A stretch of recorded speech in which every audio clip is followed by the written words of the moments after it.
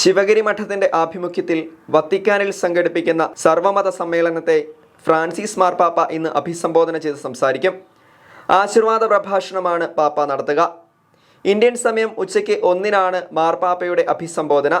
വൈദികർക്ക് വേണ്ടിയുള്ള കാര്യാലയത്തിന്റെ അധ്യക്ഷൻ കർദിനാൾ Lazaro U ഹ്യൂങ്സിക് സമ്മേളനത്തെ ഉദ്ഘാടനം ചെയ്യും. നാളെ ഡിസംബർ 1-ന് ചേരുന്ന ലോകമത പാർലമെന്റിൽ ഇറ്റലിയിലെ ജനപ്രതിനിധികളും പങ്കെടുക്കും. 15 രാജ്യങ്ങളിൽ നിന്ന് വിവിധ മതങ്ങളെ പ്രതിനിധീകരിക്കുന്നവർ സമ്മേളനത്തിൽ പങ്കെടുക്കുന്നുണ്ട്.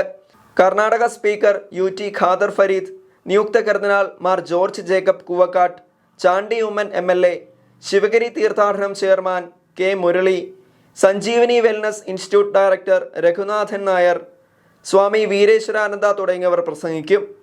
Sadiq Ali Shihab Thangal, Giani Ranjit Singh, father Davis Cheeramel, Swami Shuddhanandagiri, father Mithun J Francis, Swami Shubhakananda, KG Baburajan തുടങ്ങിയവർ സംവാദത്തിൽ പങ്കെടുക്കും.